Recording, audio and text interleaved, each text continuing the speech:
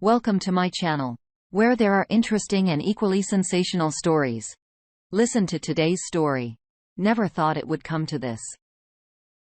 I, 34 male, have been married to my wife, 37 female, for coming up to 5 years, together for 13. We have 2 junior school-aged children. Friday night, we both said we want a divorce. We each have our own story. Here's mine. For the last 2 years, things have been rocky in parts. Several times throughout the 2 years, there have been several instances where she has lied and done things behind my back that we both consider inappropriate for married couples. Things like being on dating sites, sexting other people, meeting people in person, still maintains no actual affairs, sex, lying and deceiving. Every time this has happened, it has been me who has discovered it, never from being told honestly about it. When confronted with evidence, GPS, pictures of messages, etc., she ends up denying it first and then breaking down and telling me how sorry she was and that she wants to work on it. Then we have a couple of good months. Then I discover she is back to the same old routine. Now, throughout the last year, I have been absolutely paranoid to the point of asking to look at phones, accounts, etc. She has become so good at hiding things, but I always find out, be it hidden Facebook accounts, email addresses, profile pages. I've hated living like this. Ironically, this is one of the reasons she wants to divorce. My reason is the trust is absolutely gone, and I wouldn't even know where to begin building it back. From my understanding, this is gaslighting. Now that we are talking divorce, she is telling me she no longer loves me or is attracted to me, and she feels relieved that this is happening. She says that the things she has done in the past were bad, and they were her way to make herself feel better for staying in a marriage for the children. I spoke to her about this and asked, did she love me when we married? And she says, yes. She says this has been happening for the last couple of years. 2 years ago, she spoke to her mom and said she was planning on leaving me. Her mom gave her some advice and basically told her to work at it. I assume that is why we are now where we are. I wish she had spoken to me about it 2 years ago before any of this happened. Maybe we could have figured out the problem and worked on it. There are other elements to this story. She has suffered from serious depression for some years. On several occasions, has built up huge secret debts with online shopping, etc. I sometimes wonder if this is all related. Every time something has happened and it's all come out, I've been the one giving the chances and wanting to work on it. I just feel like I have no more energy to do this anymore. I feel awful. I feel terrible for my children. I'm dreading telling them. I know this has to happen, and I want this, but the process is so intimidating. I've spent the last few nights barely sleeping, not eating, just sad. Anyway, that's my story in a nutshell. For the first time in a long time. I don't know what's next, and that scares me. Alright, first, some comments from the community, then an update. Broken Chewy says, unfortunately, there are so many of us in similar situations. I'd like to start by saying that it has nothing to do with you. We cannot control the behaviors or actions of people that make these decisions and take paths that destroy our lives, families, and futures. They are selfish individuals that, even if they feel like they love you and want to protect you, only care about fulfilling other fantasies. We can own our parts in the marriage, not going well. But it is never on us. That would fight until the end of our marriages, as we don't have a partner that understands that level of dedication and commitment. Will your kids be okay? That depends on a lot of factors. Too many studies in the last 20 years show long-term negative effects on children of divorce. It appears the path to success for them is honestly in everything that has happened at the appropriate age, therapy, and the willingness for the parents to co-parent in a healthy, open way. Last, I'm so sorry you're going through this. Engaging therapy for yourself. That I'm not enough feeling, anxiety, and living minute to minute sometimes is a brutal thing. You have to know that you are enough. Our next comment comes from, when you had. I was in a different situation. But while married, my whole life was planned out. House, kids, etc.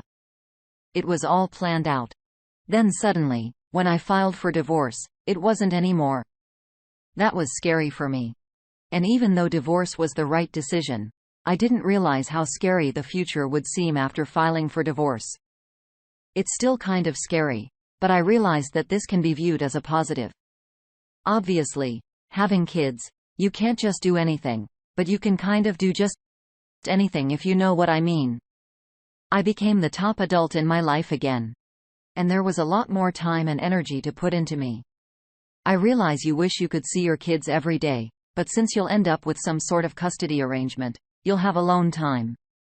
You can use it to learn how to cook or go to the gym or whatever hobby that interests you. Just think of what you can become or what you can accomplish by this time next year. So, yes, it's hard and scary, and not the way you wish it turned out, but that doesn't mean there's no positives to be found. Dogs 94 is up next. Oh. Sorry, buddy. Probably the basic problem is that she's an immature brat who wants the world to suit her needs. Then is that you guys possibly shouldn't have gotten married in the first place. It's what happened to me and a lot of other people in this sub. I mean, my ex-wife was like the fourth woman that I'd been on more than 3 dates with in my life. We got along okay and mutually said, yay. Love. Let's get married. Because that's what you're supposed to do when you're 25 and in love. She didn't know any better than I did. I sample more when I buy a pair of pants. Heck, I'm at least taking 2 different waist sizes and 2 different inseams into the dressing room, not to mention relaxed fit versus snug fit. That's how you find the best pair of pants. Only we don't do that when we get married. We find a pair of pants that is long enough and can buckle around our waist without falling down and call it done. Then you wash those pants and they shrink and you gain 10 pounds and suddenly they don't fit anymore, but you're stuck with the freaking pants until they rip and get holes in them. Divorce is probably like when the backside of the pants blows out or the pocket gets a hole and all your money falls out. I think that's what kills us. And it isn't that you guys are totally wrong for each other. You're like 80% compatible. Then one day, one of the spouses gets that gnawing feeling that they might be happier elsewhere doing something else, and that's kinda it. They're probably dumb and naive since how the hell would they know? Right? Once one spouse does that, I think it's really hard to come back from. What sucks is that the other spouse has to get blindsided by this, especially when it happens to the way it has with you. She's doing this stuff in the wrong order. Divorce first, then dating sites. One positive? Since you have to look for positives or else you go nuts, she'll be the bad guy forever in this story of divorce. You guys were happily married. Not true, but whatever, until she started having this secret life and having emotional affairs. You'll be clean with your kids. When you date in the future, that story will pass muster just fine with other women. To be honest, she sounds like a childish brat. Divorce may be the right thing for you guys, but this thing where people are always looking for something better is just annoying. That's not life. I'm remarried to my wife, who I adore, does all kinds of stupid annoying things, but I also know that she hits all the important things for me and that I'm not going to do better if I date it again. Not like I can go back on Tinder and find her twin sister who also does the laundry the way I like it. You know? Divorce is a tough time. I'm sorry you're going through it, but it also sounds like you're married to a selfish, childish brat. And in the long run, you'll be better off with someone new. Your kids won't like it, but look at it this way. If you hadn't gotten divorced, their only role model for what an adult woman is would be their selfish, childish mom. This way, you have a chance to meet someone new who is generous and caring. The kids will still love their mom, but at least they have another example to look to. Good luck.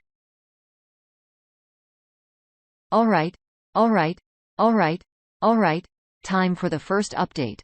That's right. First, there's more. An attempt at reconciliation.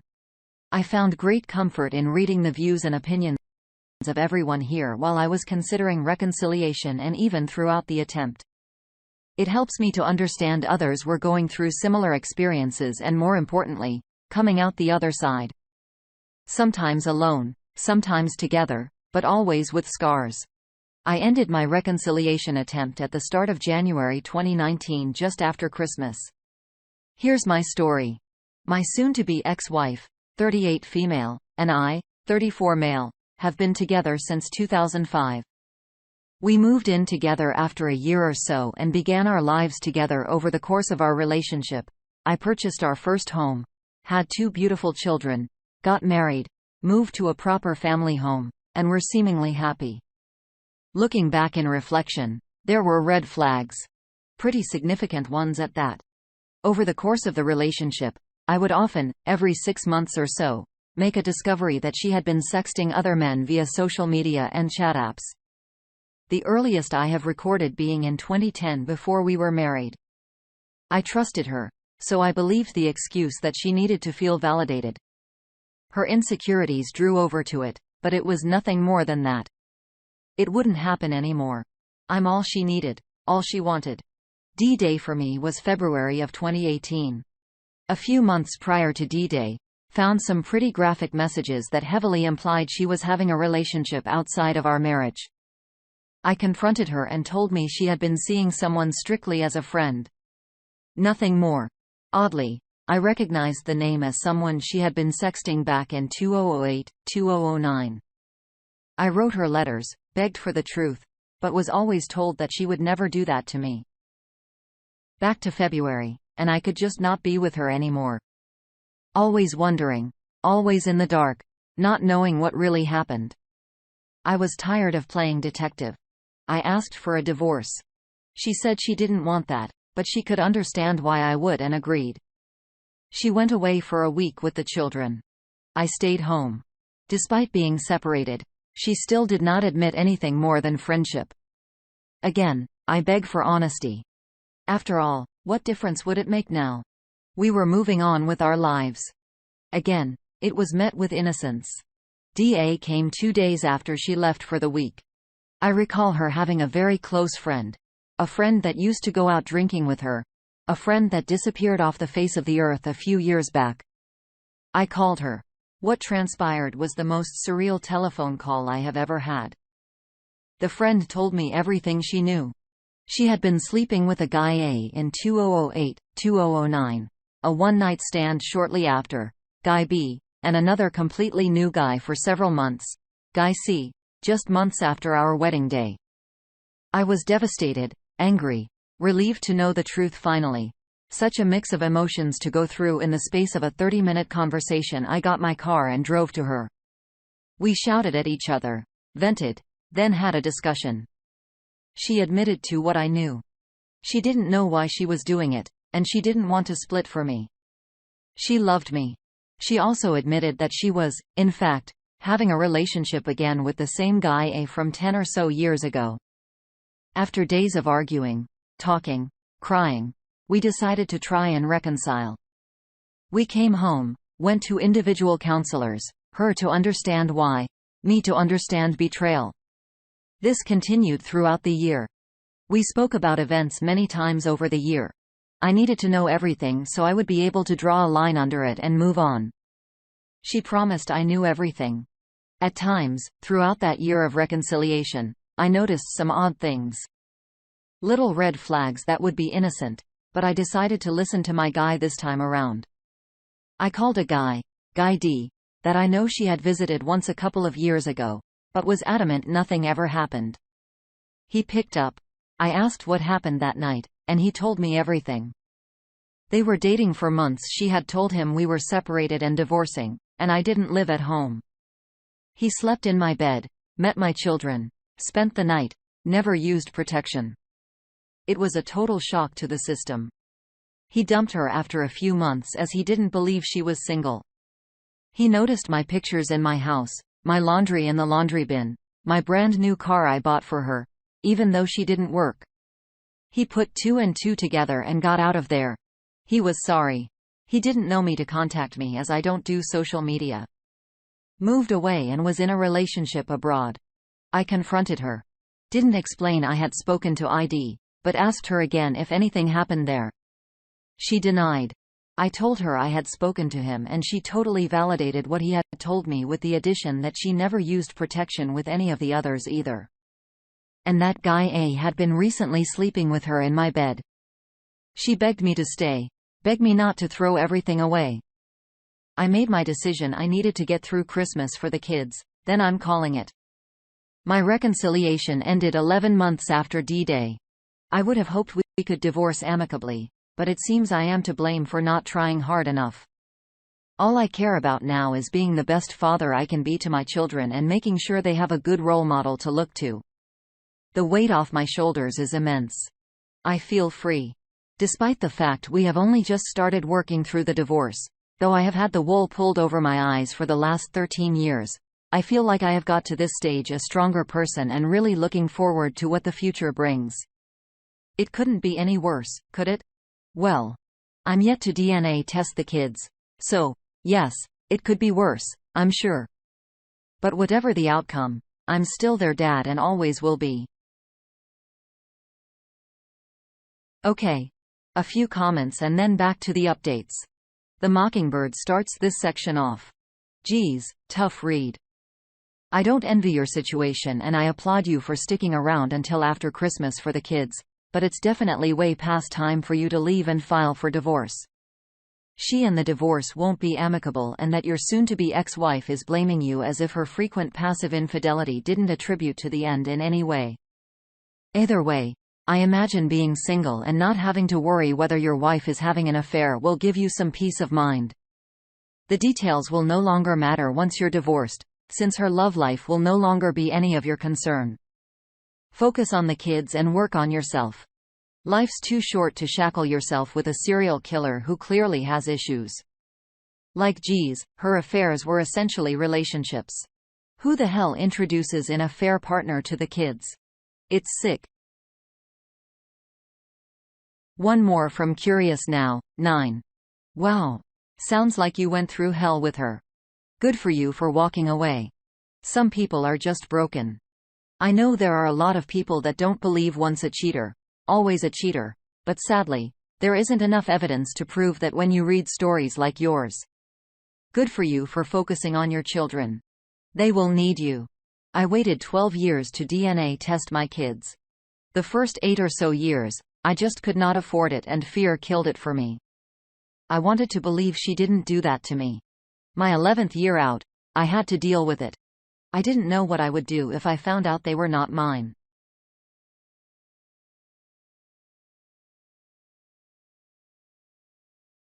To lose that even if they were not mine. I finally did the test. Then for some stupid reason, I waited 3 weeks after receiving the letter, to open it. I was thrilled to learn they are, in fact, mine. She cheated throughout our whole 12-year relationship, and thankfully, they were my children. I wish I had done that test sooner. Good for you for getting out. Never stay with a cheater, especially if you have children. They need at least one stable parent and they won't have that if you had stayed. Watching over your shoulder, the rest of your life isn't worth it.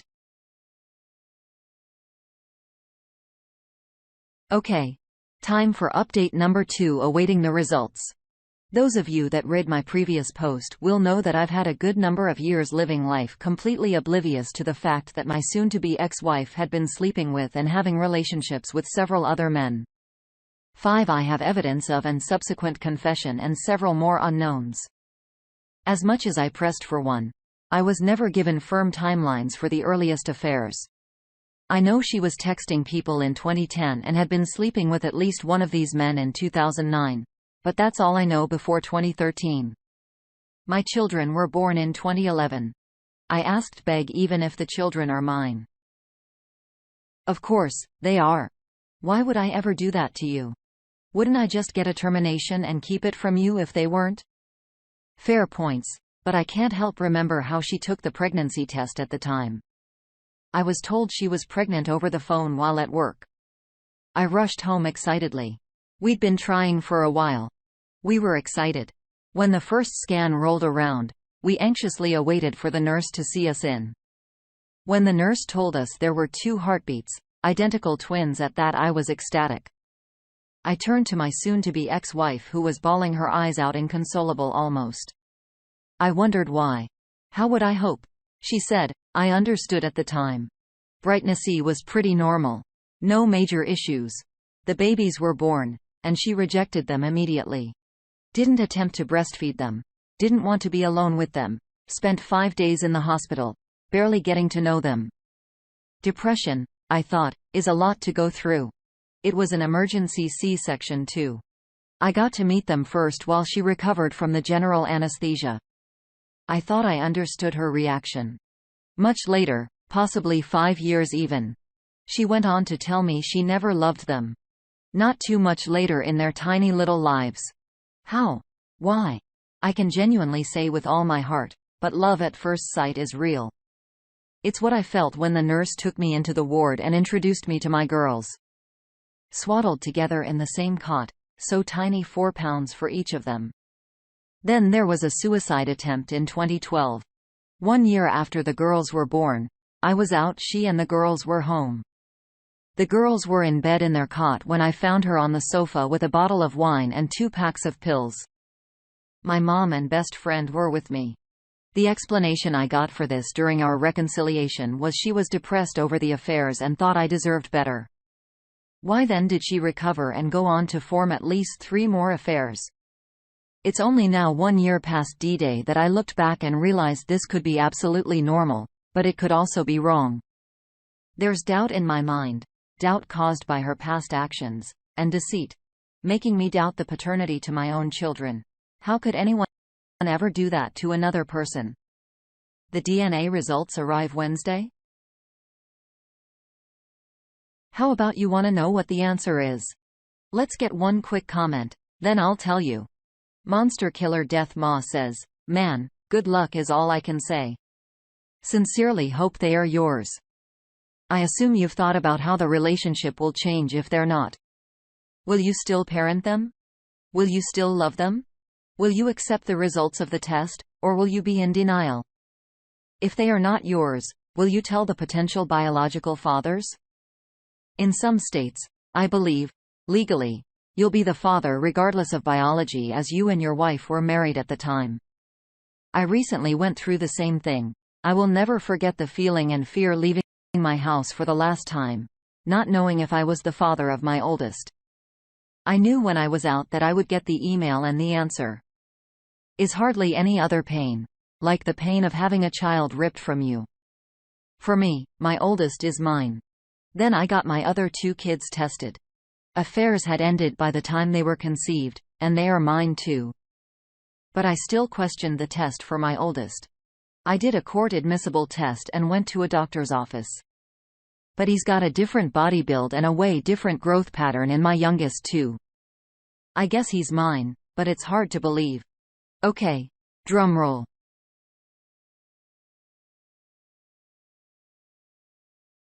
Update. They're mine.